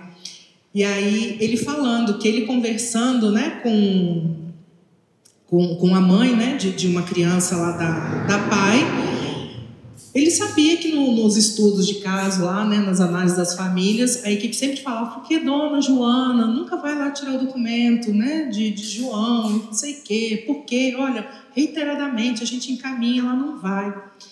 E aí, eles conversando no corredor, ela pega e fala assim, que eu consegui no INSS, eu peguei o amarelinho e cheguei lá. Ele disse que aí deu um estalo. A senhora vai com o amarelinho para o INSS? E o negócio lá do documento do João? Como que a senhora faz para ir? O amarelinho vai? Ela falou, não, eu não sei como ir. Então, por vergonha, por várias questões, ela nunca mencionou que ela não tirava o documento porque ela não conseguia chegar ao lugar de emissão do documento. E aí, assim, é a dona Maria que tem que chegar... Dona Joana. É a dona Joana que tem que chegar na gente e falar assim, minha filha, não sei chegar lá, não. A gente tem que tentar escutar. É a gente que estudou, é a gente que está ali trabalhando. É a gente que tem que ter a escuta. Né? A gente fala tanto de escutativa, escuta atenta, né? Cara, é o tempo todo. A hora que a gente está no trabalho é o tempo todo. E numa conversa de corredor. Talvez se sentasse ali na salinha de atendimento, isso nunca ia aparecer. Ele nunca ia ter feito, né, ter tido essa percepção. Então, quando a gente fala de um encaminhamento não cartorial, é isso. É até saber também se aquele momento é o momento de você encaminhar uma família para determinado serviço. Chega lá uma família que estava com criança em situação de trabalho infantil. Veio lá da escola. O Conselho Tutelar pegou o menino lá. Evasão escolar, né? Verdade. Enfim, aí chega identificada, né, ali uma situação. Não, trabalho infantil, situação prioritária. CREAS e serviço de convivência. Resolvido o problema. Você sabe onde é o serviço de convivência mais próximo? Você sabe qual é o ciclo de vida que aquele serviço de convivência está atendendo? Se é só idoso, se é adulto, se é criança, se não é? Você sabe se essa mãe, né, que normalmente é a mulher na função de cuidado, né, periférica e tudo mais que a gente sabe, Você sabe se ela tem rede de apoio, se tem condições dessa criança ser levada ao serviço de convivência? Né? Aqui, ó, encaminhamos, não foi para nada. Não foi para o serviço de saúde, não foi para o serviço de convivência, não foi para nada. Porque a gente não está analisando, a gente não está prestando atenção nos encaminhamentos básicos que a gente tem que ter. Ou seja, a nossa escuta não está funcionando. De ativa não tem nada ali. Né? Quando a gente faz o nosso planejamento, né? Vamos planejar, então, uma ação lá de fim de ano com as famílias. Vamos lá, ação de fim de ano. Não, gosto de pegar outros exemplos. Dia dos Pais. Vamos comemorar o Dia dos Pais? Vamos comemorar o Dia das Mães? Você tem mãe? Você tem pai? Você foi criada pela sua avó, né? Sua vida inteira. Você e mais 2 gerações. E aí a gente vem reproduzindo o calendário escolar também, dessas datas. E que sentido aquilo ali tem? O que você está provocando? Né? Aí tem algumas coisas assim, que já vem discutindo, da família, do isso, daquilo. Mas nem sempre a família é um porto seguro para aquela pessoa. Né? E se a gente olha principalmente aí pelas questões, né, de alguns casos, né, de pessoas em situação de rua, você vai ver o conflito familiar. Então não vem querer, né, dependendo de onde você está, você é profissional de determinado serviço, não adianta você vir querer comemorar o Dia da Família. Então ali pode ser um fiasco, aquilo ali pode ser um gatilho com uma de coisa. Tá gravando. Pode falar, Bruno. Mas é isso. Quando a gente atua, e aí Larissa trouxe muito isso, ela frisou muito isso. Nós, enquanto psicólogas, é isso que a gente está levando de contribuição para esses espaços que a gente atua. Né? A gente vai analisar, sim, o calendário colorido, né? que os SUAS têm. A gente vai, sim, analisar as condições de encaminhamento. A gente vai, sim, analisar as temáticas que a gente vai trabalhar. Não adianta a gente trazer planejamentos, né, mirabolantes, sendo que não adianta eu fazer um trabalho, né, em combate aí à questão do trabalho infantil, sendo que o que mais está acontecendo ali naquela comunidade que eu atuo é gravidez na adolescência. Aí, eu já puxo a sardinha um pouco para o meu lado, tem que ter informação, tem que chegar lá em algum setor da sua secretaria, ou até mesmo internamente na unidade que a gente atua, e falar, vem cá, o que a gente mais atendeu de um ano para cá? Foram violações de direito, foram desproteções relacionais, né? Foram violências, o que foi? CREAS, vem cá, o que mais está aparecendo aí? Aí a gente já cai na rede, né? E aí, a escola está muito feliz porque ela vai fazer ação lá de vender bolinhos. Gente, vem cá, vamos lembrar que isso daí, né, traz uma outra referência, traz um outro problema, que não dá para a gente achar isso bacaninha para, né, para fazer com as crianças. Enfim, e tudo isso é escuta, gente. Tudo isso é escuta, tá? Bem, eu fui anotando um monte de coisa aqui, agora eu estou falando. Na hora que a gente fala da assistência social e que vem, né, as famílias vêm procurar a assistente social. Eu acho que a gente tem que, um primeiro pontinho, assim, pode ser detalhe, pode parecer bobo, mas, né, a palavra tem sentido, as palavras têm sentido, né? Ela tem seus significados. Assistência social, assistente social, serviço social, ação social. Gente, né, nós temos familiares aqui que vai achar, não vai saber falar o nome de um especialista. E como que você vai diferenciar uma política pública que mal é falada? Né? A gente fala postinho, mas é o SUS que está ali representado. Né? A gente fala, não sei por que até hoje não me mandaram lá fazer tal cirurgia. Não, vem cá, a gente tem, né, um caminho a ser traçado. As políticas, os sistemas únicos, né, não tem esse nome à toa. Né? Eles têm organizado, eles têm aí um trajeto. Muitas vezes a gente questiona algumas coisas ou não, mas hoje é o que a gente tem. E até para a gente criticar, a gente tem que saber por onde que a gente está circulando. Né? Por isso a importância, né, você bem mencionou, das conferências. Vocês conseguiram participar aqui da conferência municipal, né, de assistência? Alguém aqui vai para a estadual? A de assistência, que vai, né? Então nos encontraremos lá.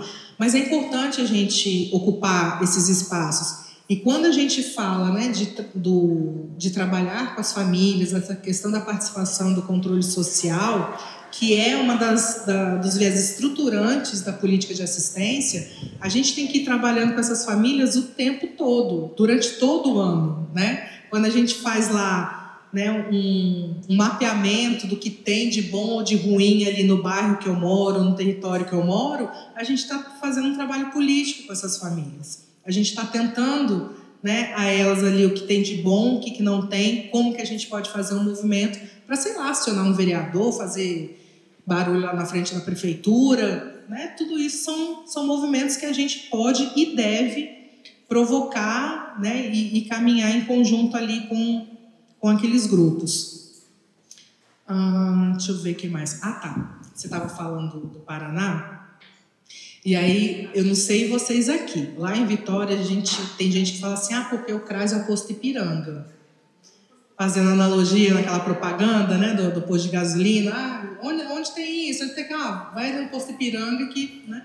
Aí não, vai lá no CRAS que resolve. E aí tem gente que fala isso com muita indignação. Eu falo, gente, isso daí, né, tá digamos, tá pela gíria aí, porque é isso. O CRAS, ele é um meio de você garantir e defender direitos. Então, se eu estou com dificuldade de conseguir a vaga na escola e a secretaria de escola não me dá a menor orientação, é no CRAS que eu vou procurar orientação para isso. Por quê? O SUAS defende e garante direitos. Porque vem falar aqui que eu não tenho casa. Não, beleza, vamos lá. E aí vem o trabalho de vigilância também. Quantas famílias você atendeu nesse período que queriam ao banheiro e não conseguiram banheiro? É dado de vigilância, né? E é por aí que a gente vai conseguindo dar orientações e diretrizes, inclusive, se, né, o gestor pergunta para a gente quais poderiam ser algumas metas lá do plano municipal, que ele vai trabalhar por alguns anos. A gente tem que ter respaldo no que a gente opina. E aí eu acho que rebate também na questão dos benefícios eventuais, né? Quando a gente fala, né, da demanda que a gente tem, que a gente recebe, e da oferta que a gente faz, a gente sempre vai estar muito por baixo. Muito por baixo. E isso são decisões políticas, né? Porque a gente sabe que o dinheiro consegue resolver boa parte das coisas. E se a gente tem ali, né, um financiamento garantido, né, se a gente tem uma força política enquanto, né, assistência mesmo, que a gente não tem ainda, que é o que a gente briga tanto, a gente vai conseguir fazer com que isso mude um pouco. E aí os conselhos municipais, a gente tem que somar forças com eles, né? É eles que fiscalizam ali o município, é eles que vão conseguir respaldar alguma luta de determinada comunidade para alterar algumas coisas. E da questão do benefício eventual e a questão dos critérios excludentes aqui, tem muito uma questão do critério de renda. Porque só pode até um quarto salário mínimo, só pode isso, só pode aquilo. Mas nós temos normativas agora, eu não vou lembrar o número, eu devia ter anotado, mas que fala que o critério de renda ele não pode se sobrepor à necessidade da família. Né? Então, se chega lá, e aí a gente, em Vitória, eu uso muito o exemplo dos idosos, porque lá nós temos bairros, né? Jardim Camburi, Mata da Praia, Jardim da Penha, que tem uma população idosa grande, são pessoas idosas, aposentadas, com uma remuneração alta, às vezes já foram juízes, já foram, né, professoras de universidade, enfim, que tem uma remuneração alta, só que elas sofrem violência financeira, violência patrimonial. E aonde que esse idoso vai? Onde que essa pessoa idosa vai? Para o CRAS. Você vai me... até arrepia falar. Você vai me falar que ela não tem direito ali à concessão de benefício eventual? Então, tem coisas que às vezes a gente ouve de corredor, ou um coleguinha mais antigo que está falando para a gente, replicando informações e orientações equivocadas, que a gente vai reproduzindo. Então, se a gente não vai atrás de algumas informações, a gente só vai replicando. E aí a gente está cometendo violência institucional. A gente está sendo um violador ali escancarado. Né? Por quê? Tem direito, a política está de acordo com isso, a política fala sobre isso, e a gente está violando, né? Enfim, por essas e muitas coisas. Então, deixa eu ver aqui o que eu anotei a partir das falas da Larissa. Né? Os encaminhamentos com qualidade, qualificados, né? No tempo certo, essa questão do posto Ipiranga, a violência institucional, estou fazendo um checklist aqui. A questão da confusão, né, que a gente pode ter, né, com serviço social, assistência e assistência social. Ah, tá, anotei aqui, a dupla psicossocial. Meninas, vamos fazer uma campanha abaixo dupla psicossocial. A gente não tem que trabalhar só como Cosme e Damião. A gente formou separado do serviço social. A gente não precisa de aval de serviço social para nada dentro do SUS. O que não exclui um trabalho interdisciplinar, multidisciplinar. Não estou... Pelo contrário, isso tem que ser reforçado no nosso trabalho. Mas a gente não precisa sempre de um aval, né, de um outro profissional para a gente poder, né, emitir as nossas opiniões, dar determinados encaminhamentos. Ah, não consegui fazer visita, tá, minha dupla está de atestado, vou desmarcar. Quem disse? Por quê? Né? Ah, mas o território é muito violento. Tá bom, o território é violento. Mas você com a sua dupla também ganha uma capa de proteção, assim, né? É claro, a gente se sente mais seguro em circular. Oi? Não é? Então, assim, tem coisas que às vezes a gente usa como justificativa, mas se a gente parar para pensar, a gente mesmo já joga ela rala abaixo, né? E aí, quando a gente fala do olhar crítico, né, das problematizações que a gente tem que fazer, vai passando por tudo isso, principalmente pelo nosso fazer profissional. A gente não pode se isentar disso. E quando Larissa falou da questão das filas, da procura e tudo mais, aí eu lembrei do tempo que eu era coordenadora de CRAS. Não tem jeito. É o que a gente estava falando, a demanda é sempre superior, né? Só que a gente consegue entender qual é o motivo principal que essas famílias nos procuram. A gente tem capacidade de organizar e planejar com a nossa equipe como que a gente vai ofertar o nosso serviço. Somos PAIF, a gente tinha que estar fazendo tudo isso aqui? Várias coisas a gente não deveria estar fazendo. Mas já que a gente tem que fazer, já que estão obrigando a gente a fazer, além da gente brigar através do fórum e do conselho, a gente pode organizar essas demandas, então. O que é prioridade? O PAIF. Mas como que a gente pode também resguardar outros direitos que as famílias precisam a partir de um atendimento ali, né? Nem que seja para a gente questionar o nosso coordenador. Falar, vamos planejar direito aí, porque dá para fazer melhor. Não vai dar para atender tudo, mas dá para fazer melhor. Bem... Deixa eu ver que horas são. São 15:45. Eu acho que a gente podia abrir um pouquinho para as meninas falarem, trocarem, perguntarem alguma coisa, ver se a gente... Né? Porque o assunto é muito amplo. Conforme a Larissa ia falando, eu ia anotando os negócios aqui. Eu falei, estou fugindo. O foco aqui é da gente, né, se respaldar e falar também da referência técnica. Aí a gente já ia para um lado, já ia para o outro. Mas eu acho que a gente... Né, já que nós estamos aqui pessoalmente, da gente conversar mesmo, né? Qual vocês percebem que tem sido os desafios principais aqui para vocês, né, na cidade, né, do interior? Eu acho que tem tantos outros desafios, né, quanto a capital, né, no caso que é de onde veio, no caso de uma grande cidade aí né, do Paraná, e eu acho que a gente podia abrir para isso. Mas desde já agradeço aqui a presença e a participação de todo mundo, mas acho que a gente podia conversar um pouquinho. Aí, se alguém for querer se manifestar, tem que vir aqui por causa da captação do áudio. Ah, tá. E pedir para fazer audiodescrição. É claro, né, que uma de vocês vai vir aqui pegar o microfone. Enquanto vocês tomam coragem, eu lembrei, com a fala de Thalita, eu lembrei de mais uma coisa que eu julgo importante pontuar. Ele está em todas as orientações técnicas sobre SUAS, inclusive as que vêm de serviço social, mas eu acho que é relevante porque tem sido uma questão que a gente vive muito no Paraná. A Thalita falou do cartorário, a gente brinca que lá que CRES e CRAS não é despachante, a gente só dá um encaminhamento. Mas, em especial, quando nos são solicitados relatórios sobre atendimentos, né? Nos solicitam muito. Alguns são nossa função, outros não. Uma coisa que tem acontecido muito é a gente dizer que a família não aderiu aos serviços como se elas fossem obrigadas a estar nos nossos serviços, né? Isso. Acho muito importante porque a gente parte de um princípio de autonomia, e a autonomia quer dizer também que a família pode ou não escolher as ações que a gente pensou e planejou em conjunto. Porque ainda que ela perceba que a demanda, pode ser que naquele momento não seja o momento para ela, né, realizar esse tipo de ação, esse tipo de serviço. E eu trago isso porque é muito comum, né? A gente oferta serviço de convivência. Às vezes até a oferta não consegue trazer, consegue levar, é pertinho. Aí não vem, quando nos cobra um relatório, a gente escreve não aderiu, como se volta de novo a culpa da família. Não, eu oportunizei, ela que não quis, né?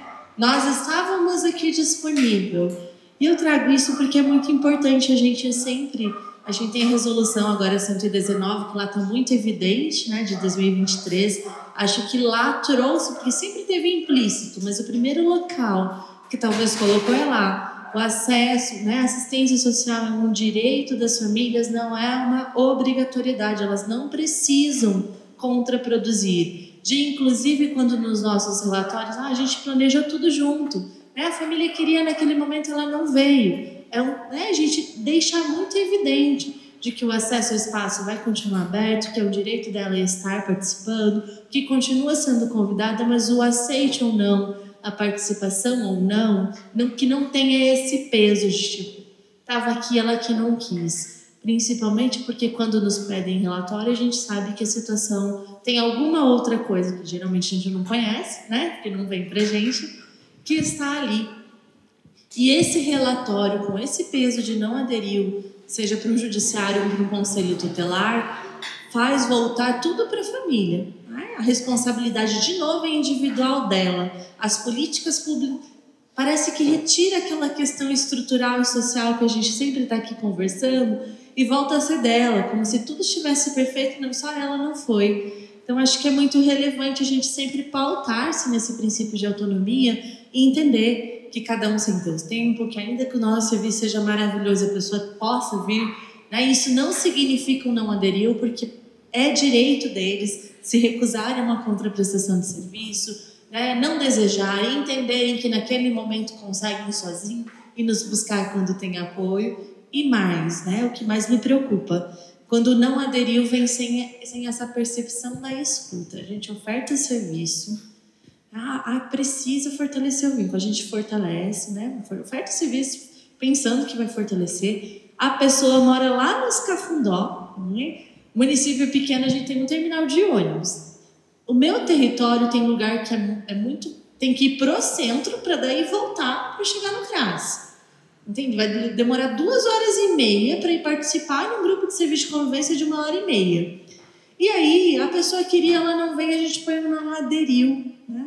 Tava aqui, né, gente, né? E isso quando a gente sabe, poxa, porque, né? Pense num adolescente que já tá com dificuldade de ir pra escola, porque não gosta do espaço escolar, ele não gosta muito das oficinas, mas ele aceita vir com a gente. Aí, quanto tempo ele vai levar para pensar, poxa, eu gasto mais tempo sentado no ônibus do que para ficar no serviço do CRAS, por mais que seja legal, é algo que pesa, né? E eu gasto mais tempo para ir lá.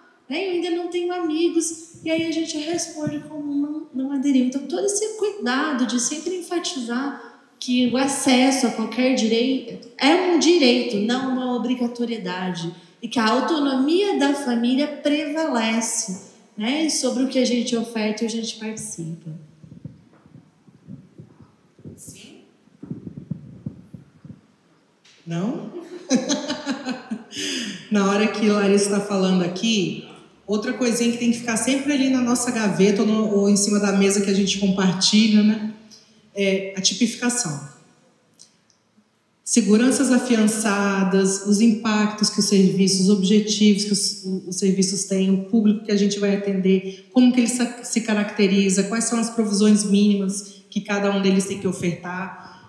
É por ali, né? Eu acho que isso ajuda a gente a a se respaldar e a se defender de muita coisa que querem nos empurrar. E um outro ponto, não existe neutralidade. Na hora que você estava falando, né, de quando a gente elabora um relatório e fala, dependendo do que a gente escreve, aquilo ali volta tudo para a família. E volta. Então, a gente tem que saber qual o posicionamento que a gente vai ter na hora da elaboração de um relatório. A gente pode falar, inclusive, que é um bairro que não tem transporte coletivo. A gente pode falar que é um bairro que, quando chove, cria uma condição... Aliás, não cria condição nenhuma daquelas pessoas circularem. Inclusive, isso a gente pode constar no nosso relatório, né? Então, eu acho que essa questão da neutralidade, né, de que tudo que a gente escreve ali vai ser utilizado, né, para garantir direito ou para violar, né, aí a gente fala que não, mas ali é um poder de caneta que a gente tem, o que a gente vai colocar ali, né? E muitas vezes a gente não vai ter isso tão facilmente com os colegas de equipe, né? E aí fala assim, então, nossa, dá a impressão que a gente nunca erra. Pelo contrário, a gente já errou muito. Não sei, Larissa, estou falando por mim. De várias situações a gente discutia um estudo de caso, de fazer uns apontamentos, de dar orientação ali para a equipe. Na hora que você entra no ônibus, que você vai embora, você fala, que merda que eu falei. Aí você já liga, você já manda uma mensagenzinha, fulano, amanhã a gente conversa de novo. Vamos dar um outro direcionamento para o caso, né? Porque a todo momento a gente é capturado, a gente vive assim e a gente é capturado por tudo isso também. Bem, as meninas não deixaram de ficar com vergonha. Eu tô sem óculos, tem que falar uma coisa. Boa tarde, pessoal. Sou a Jucineia, sou uma mulher negra, cabelos crespos curtos na altura do ombro, estou com uma calça preta e uma blusa, acho que é rosa. Eu fiquei ouvindo vocês, né? Enquanto a gente está ali nos bastidores, a gente vai ouvindo também, né? E hoje eu estou como assessora técnica do CREPOP, no CRP, mas eu começo, né, minha trajetória profissional no CRAS, né, em Cariacica, que é o município da Grande Vitória. Atuei em Vitória também, né? E eu me recordo com muito carinho da minha chegada no CRAS, da minha dificuldade de me encontrar naquele espaço de trabalho, de encontrar o caminho que a minha formação me ofereceu naquele espaço, e de uma referência técnica do CREPOP me ajudar nesse processo, né? Era a versão anterior, agora a gente tem essa versão mais atualizada. Inclusive a nossa do Estado, né? Eu participei enquanto profissional do SUAS, né? Na pesquisa, no grupo focal que a gente discute a referência. E aí, todas as vezes que a gente está no espaço para falar sobre as referências, eu gosto de pensar a partir de duas vias, né? A primeira é essa, assim, né?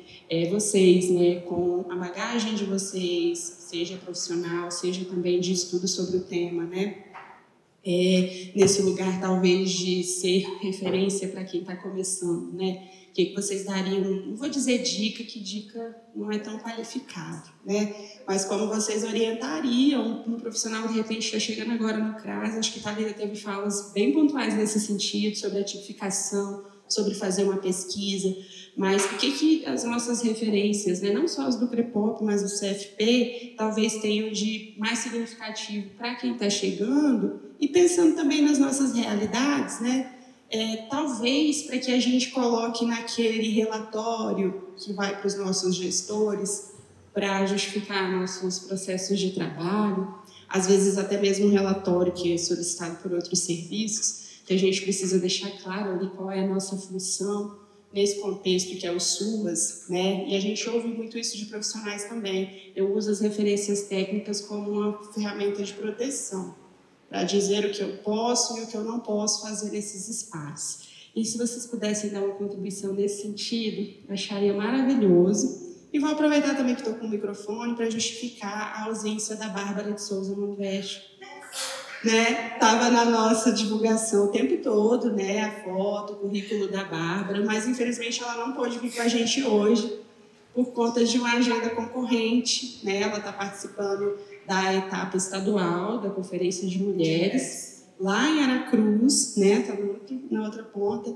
e aí ela demonstrou, né, a tristeza de não poder estar aqui, que é uma figura que quem conhece aqui no estado sabe o quanto que ela fala e o quanto que ela representa o SUAS para a nossa categoria, em outros espaços também, assim como ela está hoje, mas só para ficar registrado aqui a justificativa da ausência dela, que com certeza está fazendo muita falta para a gente. Obrigada.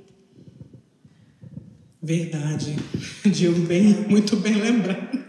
A foto dela lá junto com a nossa a gente esqueceu de mencionar. Inclusive, assim, ela era suplente, porque ela sabia da data, ela era suplente e ela foi acionada, que o titular desistiu de ir, enfim. Mas na hora que a Dil fala, né, das questões, assim, além do material do Crepop, e aí, gente, eu sugiro as meninas, eu não estou vendo ali em cima da mesa, mas aí a gente pega com elas, pegar a reedição do Código de Ética Profissional. Não sei se vocês já pegaram aí, nós trouxemos alguns exemplares. Ao final, tem várias resoluções do CFP, tem várias menções de notas técnicas, enfim. E aí eu deixo marcada algumas assim. Tem uma do Conselho Federal, né, que é 7 de 2023, que é em relação, né, ao caráter laico da prática da psicologia, né? Em Vitória teve... Não posso falar isso, não. Enfim, em relação ao caráter laico, né, da nossa prática, isso não impede de ninguém ter a sua prática, né, no seu mundinho ali, no seu mais restrito, mas no espaço de trabalho é outra coisa. Tem a do Conselho Federal também, número 6 de 2019, que institui regras para a elaboração de documentos escritos e produzidos pela psicóloga no exercício profissional e revoga outras resoluções. Eu acho que isso daqui ajuda muito, né, no tipo de documento que a gente elabora. Lá tem, né, a estrutura dos documentos, ali é um grande achado assim, para a gente. E aí, só fazendo uma observação, ela pediu para a gente falar que não seja só do Crepop, mas aí tem umas notas técnicas também e materiais do Crepop. Quando a gente fala assim, eu vou ler essa daqui porque eu estou atuando no SUAS, né, ela vai me ser mais útil.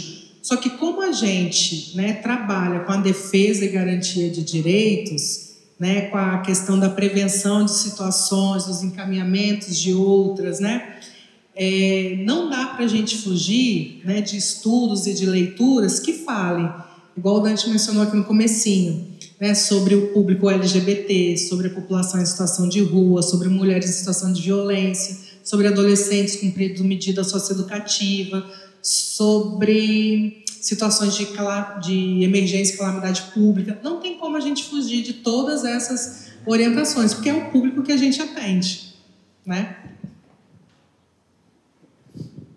Em especial contra os avanços do judiciário, a gente tem, acho que ela ficou muito completa, a resolução MDS 119 de 2023, né? No Paraná, a gente tem uma resolução do CAOPAS, que é o Centro de Apoio às Promotorias e Políticas de Assistência Social, em que as trabalhadoras, ela é anterior, é de 2021, orientam ministérios públicos e promotorias de justiça, o sistema de justiça em si, sobre atuações que não nos competem, né, para que eles não nos encaminhem. Não fez muita diferença, porque eles provavelmente não leram a nota das colegas, né? Mas na hora de embasar, que não é nossa função, que é requisitado, eu utilizo sempre. Uma coisa que eu também faço, porque eu falei do sistema de justiça, mas é muito comum conselho tutelar, né, Secretaria de Educação, a própria Secretaria de Saúde direcionarem para nós atendimentos que não são nossos, né? Inclusive atendimentos que são de competência deles, mas eles escrevem parecendo que são nossos, porque colocam lá vulnerabilidade social e é tudo do CRAS, né? Não tem mais nem divisão. Utilizo também essas mesmas resoluções em específico, porque elas direcionam todo, qual é o nosso olhar, qual é o nosso cuidado, e dependendo de quem vem, esse de fato acho que é uma dica importante, Quando mandam e vai para a sua gestão e a gestão que encaminha para você, eu devolvo da mesma forma. Eu estou respondendo ao meu gestor, né? Então eu respondo ao meu gestor, que não é da minha competência, ele faz o que ele quiser com aquela resposta. Quando vem direto, aí a gente responde direto. Isso é importante até para marcar esse fluxo, porque eu não estou negando diretamente ao judiciário. Eu estou negando para a minha gestora, reenfatizando que não é minha função. O judiciário encaminhou para ela e ela escolheu me encaminhar. E isso é importante para marcar. Inclusive, se a gente precisar de defesa, que nunca se sabe, né? Esse espaço que a negativa foi para a gestão e a gestão que decidiu mandar com a negativa ainda, porque às vezes acontece de mandar unicamente a negativa. Muito também acontece, eu acho que só lá para cá não, né? O Ministério Público de solicitar assim, que você procure o fulano de tal, na rua tal, e verifique se é atendido pela política de assistência social e se for encaminhe relatório. E 2, verifique se está em risco e necessita dos serviços de saúde e, se necessário, articule com a política de saúde os atendimentos necessários. Toda vez que eu recebo isso, toda vez, não faltou uma até agora, a pessoa que procurou o Ministério Público procurou por uma demanda exclusiva de saúde, que é a internação de algum familiar. Então, vem nesse sentido. O que a gente adota de estratégia? Não é atendido? Não conhecemos, não sabemos quem é. Nós fazemos sim a busca ativa, porque pode ser que precise do nosso serviço e não saiba. Pode ser que sempre tenha algo que é do nosso olhar, da nossa política, que pode ser necessário. Então a gente procura, verifica, se for caso, a gente insere em acompanhamento. Mas é muito comum também que seja pessoas assim, que inclusive se recusem, quando vê o carro da assistência social, a nos atender na porta, Acontece isso no meu município. Aí a gente reenfatizar aqui, que se tem a política de saúde é competente e responsável por procurar os atendimentos e que a política de assistência social não é um secretariado, A gente não faz esse serviço de informar a saúde para que faça o seu trabalho. É competência deles. Então, que notifique diretamente a Secretaria de Saúde, os espaços de saúde. Acho que são muito relevantes. Além disso, o CRES, o CF, o Conselho Federal, o CEFES, na verdade, tem normativas muito específicas que são para o profissional de serviço social, mas que tem um embasamento muito compilado de toda a nossa política. Então, várias resoluções dele vêm naqueles considerando, igual nós, considerando, que estão muito evidenciados esses aspectos, como, por exemplo, falei para vocês que a autonomia sempre foi princípio, A autonomia da família sempre foi princípio do SUAS, mas não tinha nenhum parágrafo, até a resolução 119, escrevendo, é direito das famílias e não obrigatoriedade. Isso era de compreensão nossa, que conhecemos. O Ministério Público, o defensor que talvez não conheça e não está lá claro, vai questionar. O do CEFES, ele costuma pegar tudo isso que está implícito também, em várias resoluções está lá, bem evidente. Então é importante que a gente conheça. E em específico uma autora, agora uma autora não psicóloga, que a gente deve ter assim, sempre referência para pesquisar sobre SUAS e transformação, porque ela continua publicando, está sempre em todos os eventos, e tem essa linha crítica emancipatória, a Aldaísa Sposati. O tempo todo, inclusive nesse momento de governo, debatendo todos esses cortes, como a gente estrutura política, como a gente está trazendo essa linha econômica, até no sentido de chamar de equipamento e não mais unidade, de como isso traz uma outra lógica para a gente pensar essas subjetividades. Ela não discute no campo de psicologia, mas vocês vão ler qualquer texto dela, a gente que tem uma referência de um campo ético-social de psicologias emancipatórias, críticas, decoloniais, de psicologias sociais, conseguimos perceber na obra o quanto é importante e quanto denuncia e também qualifica o nosso trabalho. Bem lembrado. E aí, volta um pouquinho naquela questão. As atribuições são as mesmas. Então, muitas vezes a gente vai problematizar várias questões, né, do SUS e do contexto que a gente vive, né, cada um do seu lugar, mas são inquietações e são problematizações comuns, independente da profissão. A Gil teve aqui, eu lembrei, a gente está com uma consulta pública em aberto, não está, Gil? Para atuação do psicólogo em espaço de controle social, não é isso? Tá anotado na agenda lá, eu ainda não entrei. Aguardando nossas contribuições, eu acho que é bem bacana. E mesmo para quem ainda não atua, né, ainda não circula nesses espaços, até para ir tendo uma dimensão do que é, de qual pode ser esse alcance, né? Bem, então acho que a gente pode ir, né, encerrando. Eu vou ler aqui, né, umas anotaçõezinhas aqui para a nossa finalização, para não esquecer de nada. Então, né, agradecimento, né, pelo CRP a nós palestrantes,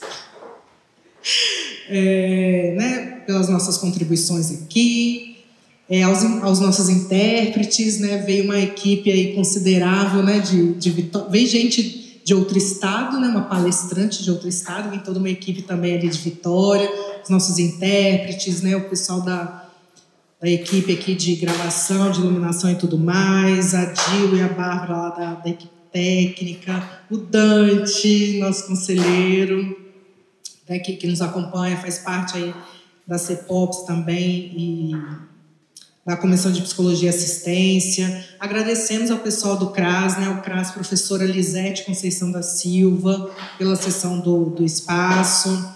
Agradecemos a participação das pessoas aqui presentes. Estou sem óculos, eu esqueci. Você quer falar? Então vem finalizar, porque isso daqui está na terceira pessoa, não era para eu estar lendo. Agora eu me toquei.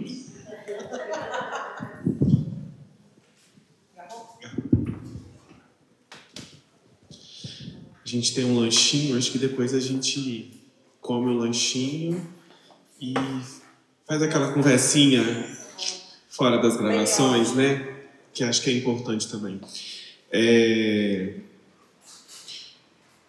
A gente que trabalha com políticas públicas, a gente é quase que marcado por esses desafios, né? Assim, e aí, quando eu fui vendo a fala de vocês, é aqueles casos clássicos mesmo. Eu também me formei e fui para o CRAS. Não sabia nem o que era política de assistência e fui entender fazendo e lendo, né? Assim, acho que umas 2 semanas a gente estava discutindo a referência técnica de atuação de psicólogos para a população LGBT. Uhum. E aí tem o mesmo esquema do CREPOP, né, de consulta pública e tudo. E aí surgem essas mesmas demandas, né, assim, e aí a gente vai entendendo o contexto social, o desinvestimento em políticas públicas que a gente tem, né? Acho que foi interessante a sua fala sobre assédio também, né? Assim, agora a gente está nomeando, está entendendo o que é isso, né? E no interior a gente consegue ver isso de uma forma às vezes sutil e às vezes de uma forma muito, muito incisiva, muito imposta. E o que a gente discutiu lá na referência técnica de LGBT é o quanto que a gente precisa ter coragem de bancar algumas coisas. E uma das minhas falas finais foi o seguinte: eu acho que cada profissional tem que ver até onde consegue ir, né? Tem gente que consegue ir, meter o pé na porta e dar a cara a tapa mesmo. Mas tem aquele profissional que fica ali no miudinho, né? Vai fazendo uma aproximaçãozinha aqui, um negocinho ali, e quando vai ver já conseguiu fazer as coisas, né? Então, acho que eu só queria falar sobre, acho que esse convite que a gente tem que fazer de se politizar mesmo enquanto psicólogo, entender, né, que a psicologia é muito além da clínica, né, que a gente foi ensinado na individualização, na patologização, e o quanto que a gente precisa ampliar esse olhar nosso para a gente senão a gente é passado para trás, né? A gente é o tempo inteiro assediado, violentado, né? Assim, então, acho que eu só queria acrescentar isso, que nunca nos falte coragem, enquanto trabalhadoras, enquanto trabalhadores, isso que a gente assumiu enquanto políticas públicas mesmo, e reforço também o quanto que esses espaços que a gente faz, né, principalmente puxado pelo Conselho, são espaços importantes de nutrir. Eu trabalhei 6 anos na assistência, mas estou 3 agora na saúde. E aí eu estava te ouvindo, Larissa, aí eu falei, gente, que bom que tem gente que está ainda com esse brilho nos olhos, levando muitas, né, assim, apanhando muito, mas ainda assim acreditando naquilo que faz, assim. Então isso é muito gostoso, né? As colegas aqui que estão também atuando na assistência, o quanto que isso dá aquela respirada para a gente voltar e quanto que a gente precisa também se fortalecer coletivamente, né? Porque senão sozinho às vezes a gente cai num... Oi? A gente fez o caminho, a gente construiu o caminho, né? Assim, a política, estou me alongando demais, né? Mas assim, a política de assistência ela foi construída com um movimento social, né? O caminho se faz caminhando. Foi isso que Cel trouxe falando como que a gente atende a população. Não, a gente foi lá e bancou e a gente vai fazendo, e vai fazendo, e vai fazendo, para a gente se sentir fortalecido mesmo, para a gente não... Porque o que o sistema quer é isso, né? Quer minar a psicologia, quer que a gente não esteja nesses espaços mesmo, né? Assim, muito obrigado, tá? E vamos lanchar agora, né? Vamos confraternizar, isso aí. Confraternizar, isso aí. Muito obrigado, gente, pela presença de vocês, meninas também, por Larissa ter se disponibilizado a vir, muito afeto, muito carinho. Thalita também é uma companheira que está aí nesses espaços sociais também, e faço o convite de vocês para participar desses espaços sociais também, que é importante. É isso.